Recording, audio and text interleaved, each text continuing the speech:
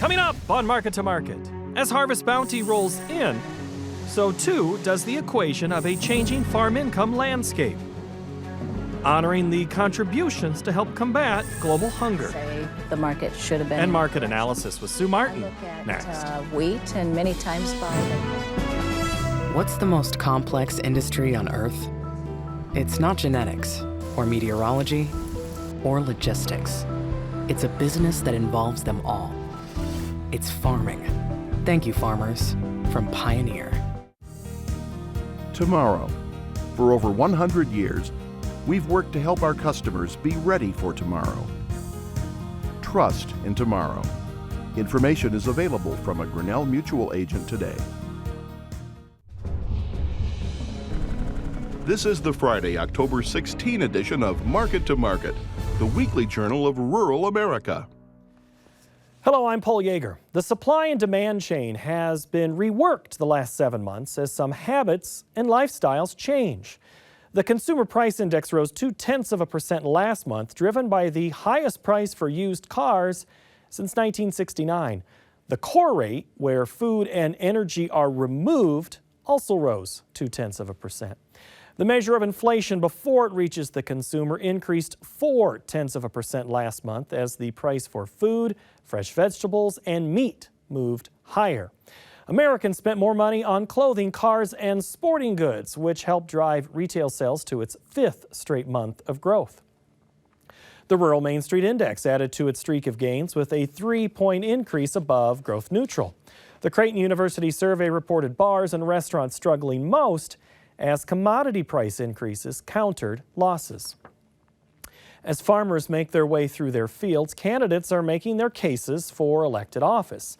Usually, a re-election theme centers on, are you better off than you were 4 years ago?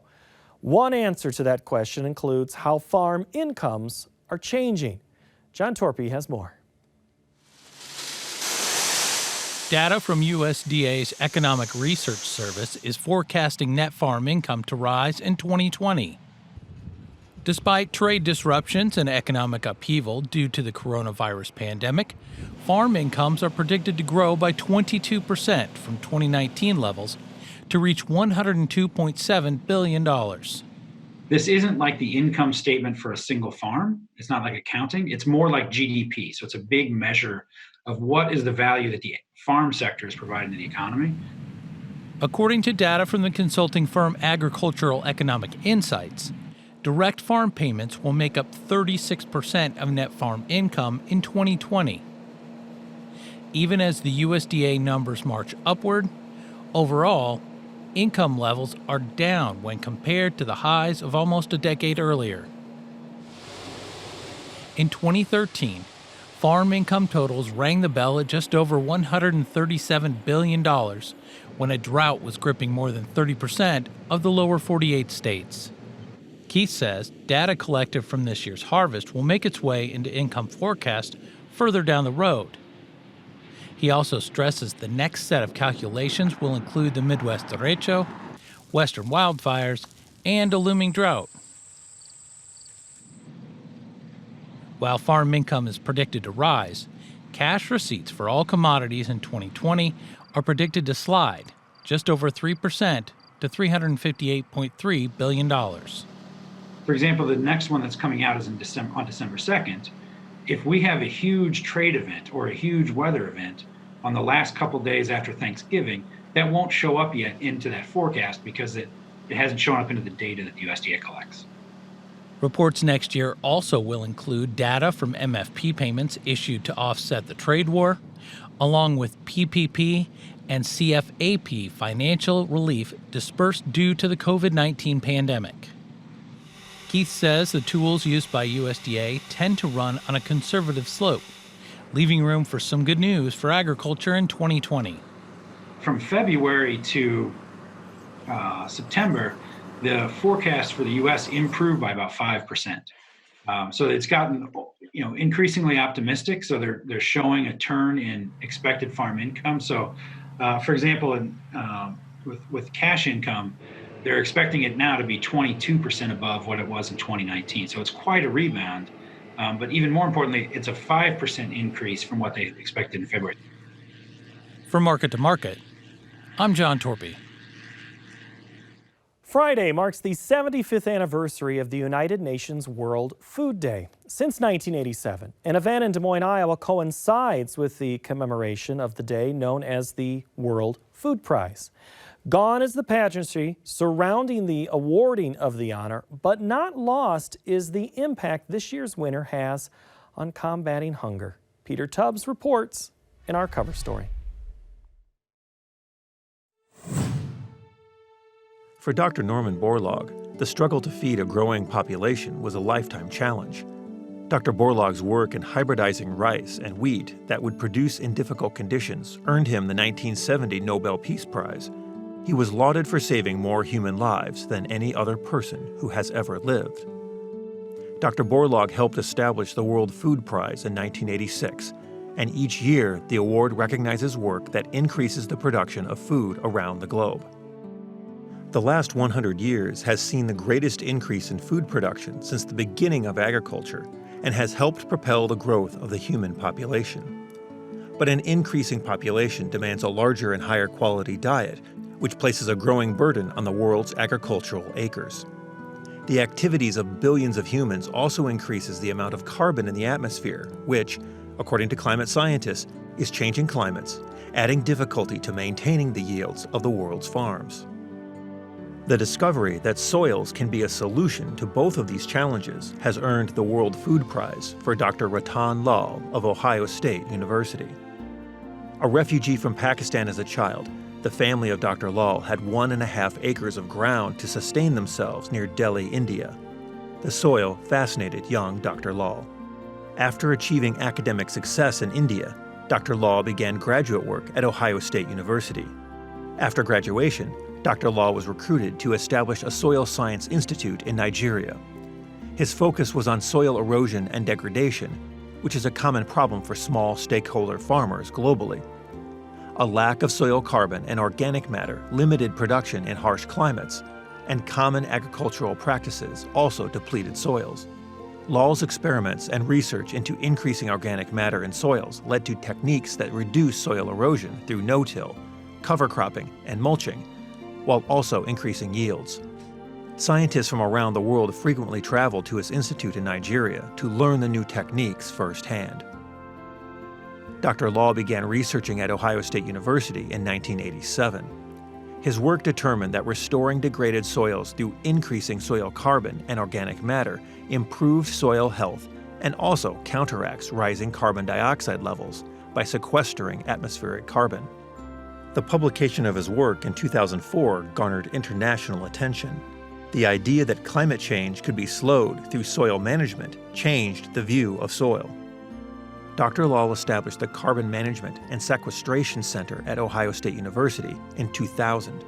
The center studies the interaction of the atmosphere with soil. Dr. Lal has become one of the world's most prolific soil scientists, with over 100,000 citations of his work. I strongly believe that health of soil, plants, animals, people, and ecosystems is one and indivisible. Lal's research confirms that growing crops from healthy soils produces more from less, more food from fewer acres, requiring fewer chemicals, less tillage, less water, and less energy. Reducing atmospheric carbon dioxide levels with better soil management techniques provides a path to slowing the effects of climate change. A career in soil research, resulting in soil management discoveries that improve the human condition, has earned Dr. Lal the 2020 World Food Prize.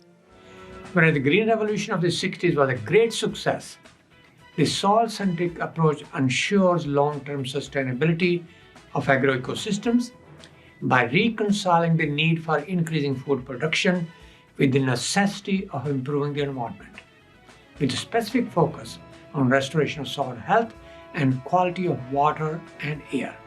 2 billion people are malnourished due to lack of micronutrients and deficiency of protein. The current and future increase in global temperatures may reduce the agronomic yield of staple food crops, increase demand for irrigation water and other inputs, and accelerate risks of soil degradation through increase in precipitation intensity and aridity. The 2020 World Food Prize Award to me is a recognition of the importance of protecting and restoring health of the finite and fragile soil resources through sequestration of soil organic carbon by adoption of conservation effective measures. There's a strong need for a paradigm shift toward making agriculture an integral part of the solution and empowering farmers and land managers to produce more and more from less and less by reducing waste, enhancing eco-efficiency, restoring degraded soils, afforesting the denuded lands, and saving soil and water for nature. The importance of soil, plant, animal, human, and environment health nexus can never be overemphasized. It's not a question of either or. We must have both. It's critical to minimize our dependence on agrochemicals. As Mahatma Gandhi advised, to forget how to dig the earth and tend the soil is in fact to forget ourselves. Therefore, it's essential to adopt the concept of eco-intensification of agroecosystems for producing more from less. Less land, less agrochemicals, less tillage, less irrigation water, and less energy use, so that we can save resources for nature.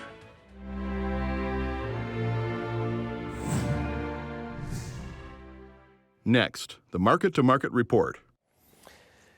The big three commodities reached closes that were significantly higher at some point during the week as different stories involving China and Brazil weighed on the trade. For the week, December wheat increased 31 cents, while the nearby corn contract gained 7 cents. A big sell-off on Monday pushed the soybean complex into catch-up mode the rest of the week. The November soybean contract lost 16 cents. December soybean meal increased $3.80 per ton. December cotton expanded $2.28 per hundredweight. In the dairy parlor, November Class 3 milk futures improved $1.18. A mixed week in the livestock sector. December cattle shed $3.97. November feeders dropped 50 cents, and the December lean hog contract moved higher by $2.67. In the currency markets, the U.S. dollar index gained 60 ticks. November crude oil expanded 34 cents per barrel. COMEX gold fell $27.50 per ounce, and the Goldman Sachs commodity index declined 2 points to finish at 360.50. Joining us now to give us some insight is regular market analyst Sue Martin. Hello, Sue. Hi there. All right, while I was reading that, the word volatility came into my head. Volatility is probably the biggest word of this week and maybe all of 2020, but why has volatility come back into wheat? I mean, we look at China buying corn, maybe that's pulling it up, or soybeans have been doing well. Is it volatility that's moving wheat, or is it just it's so dry in Russia or something else? That's it. Russia is extremely dry and continues to miss rains. Ukraine catching some in the western portion of the country, but again, they're not totally up to speed either in wheat production. And then you have Australia, who is coming back from 3 years of drought. And the western side of the country is a little on the dry side, but the rest of it is coming back. But their stocks were getting so low that they need what their domestic demand is quite large. So we don't hear a lot about Australia. And then you look at U.S. wheat and our hard red winter wheat, extremely dry. And so the combination of all of this, and I think when you look at the quarterly stocks report, we've seen global supplies of rice fall, corn, and now wheat kind of bordering the thought that it might. Feed grains were down. So you got 3 out of 4 that are down, and the fourth one is the last domino to fall, and you've got a good bull market. So the feed is one comment about that, but I mean the fundamentals just don't seem to jive with the market at times. So, but I guess the question is, I mean, you just mentioned maybe the fundamentals aren't necessarily right. So is the wheat bull train leaving the station right now? I think wheat's bull train left the station and is working on it. We're still a ways away from a wave 4 objective. KC wheat on Friday did meet a wave 3 count. And so many markets this year are doing wave 4s. We've seen rice do a wave 4 and have an outside range year, lower low, higher high. We've seen lumber, and we've seen silver and sugar. All of those have had lower lows, higher highs for the year, and then meet wave 4s on the top side. All right. So are you making any sales right now in wheat? No. You're holding. How much longer? I would probably hold off until we get more into the winter. February, maybe Okay. March. All right, I hold would if be you more can. interested then. Let's get to corn. China buying corn, or at least the discussion that they are. Is that really the big story here? Oh, I think corn's now there is the market where the train's starting to leave the station. So hop on board. We should have probably already been there, but December corn reached a wave 3 on Friday at, well, it came within 2 cents, got to 409, 411's the wave 3. And a wave 4 is substantially higher. Now we're still technically in this sideways range, but here's the deal. In Brazil, at the Porto Santos, the premium being offered for corn it was $2 over the board of December futures. That speaks to how tight the supply of corn is in Brazil. There's talk this week that China may have to import 20 million metric tons of corn. They've already showed up again this week buying corn. We've seen one cargo out of the Gulf that is labeled as heading to China with DDGs. And then we don't hear much more about it. We expect China to be coming back in also for ethanol. Chinese corn prices reached $9.70 this week, an all-time record high. And China's poultry production expanded 18% in 2019. It's up another 8% thus far this year. And in 2021, those numbers are going to hold. Then you have the endeavor, they say by the end of 2021, that they expect their poultry or pork production to be back up to par. That be the case, are they going to step back in poultry production? No, they're going to keep it where it's at. But it's not just China. You have Vietnam, you have South Korea, Taiwan, the Philippines. That whole area is really in need of pork and, of course, proteins. So, and something to feed those animals that are being there. So I Well- need to get to a question before you answer that, because I don't know if this plays at all right here. Bradley in Upland, Nebraska is asking, what happened to the carry in the corn market? It seems to have disappeared. Is that tied at all to what you're talking about? yes, the demand for corn is so strong up front. Farmers are storing their corn out of the field this year for the majority of it.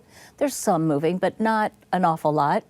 And I think you have your end users worried, especially the processing plants like ethanol plants.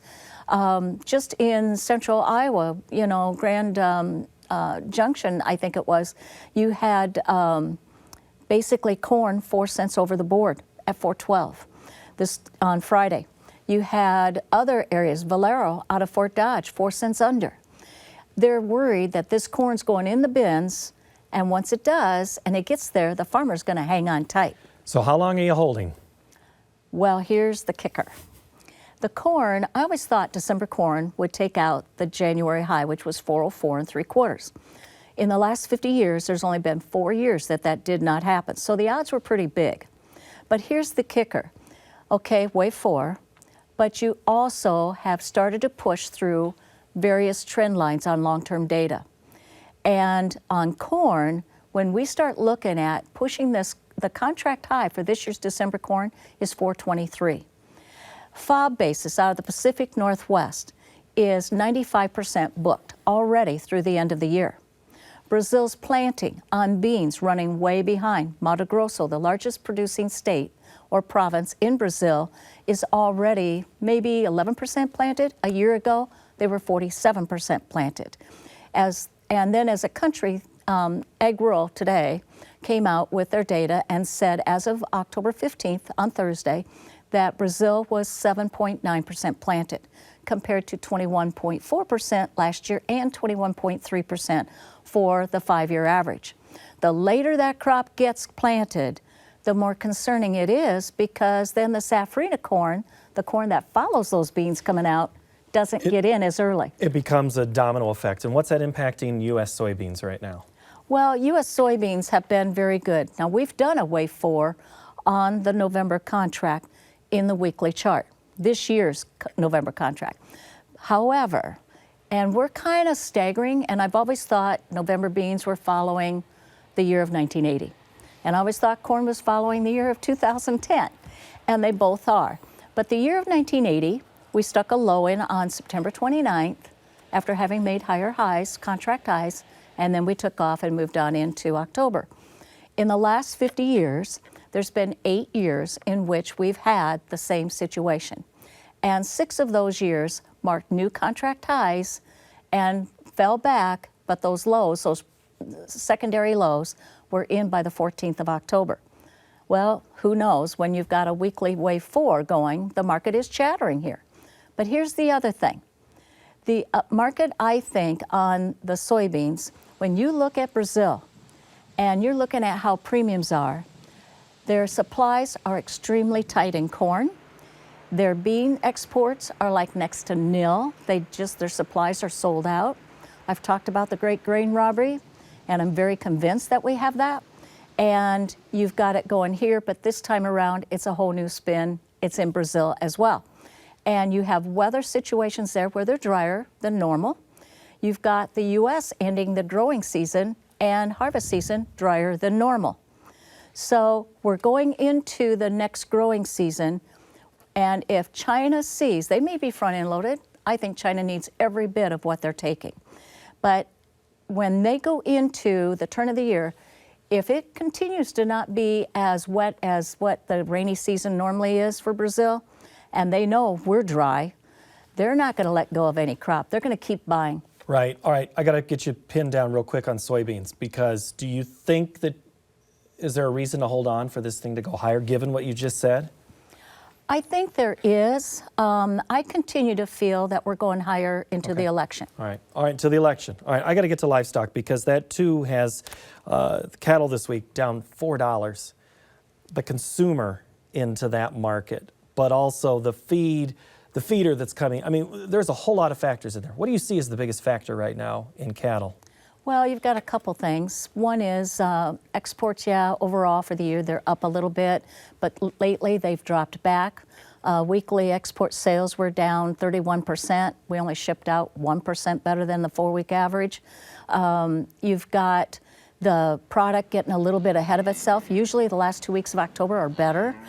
This time around, I think feeders, first of all, started the lead down.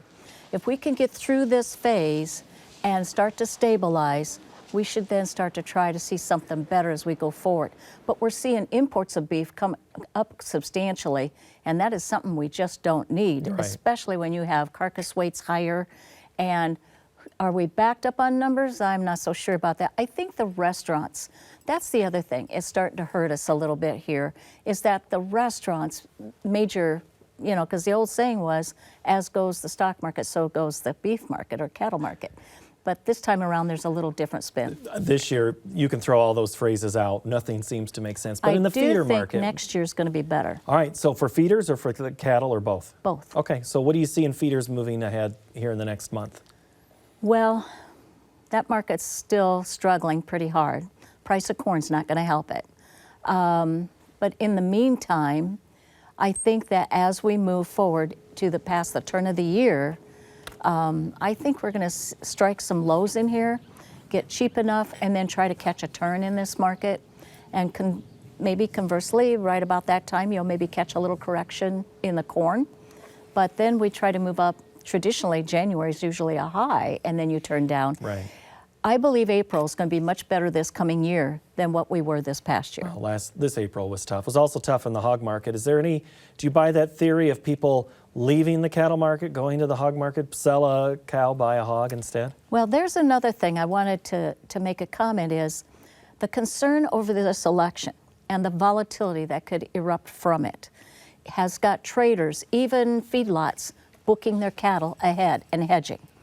It also is creating, because clearing firms, or let's put it this way, the exchanges have already told clearing firms that they're going to raise margins on many markets, especially, of course, like S&Ps, the Dow, the dollar, stuff like that, silver and gold. But they're going to probably do it in other markets too. And because of that, managed money You know, as margins go up, they have a ratio they have to follow. They're probably starting to settle down, and you're seeing long liquidation in the cattle market at this time. All right, you get 5 seconds. Are we done with hogs going higher? No. Okay, going lower. All right, we'll keep going with that. Sue, thank you so much. That'll do it for this installment of Market to Market. We will talk more in Market Plus. You know we're going to talk volatility and hogs and other things. Join us there. Find it on our website at markettomarket.org. You know, the harvest pictures that you've been sending and posting have been outstanding in our Instagram feed. We may share some of yours, especially if you tag us with our handle of @MarketToMarketShow. Give us a follow if you're not doing so already. Why aren't you following us? Next week, we'll learn more about monumental impacts on Western stakeholders. Until then, thanks for watching. Have a great week.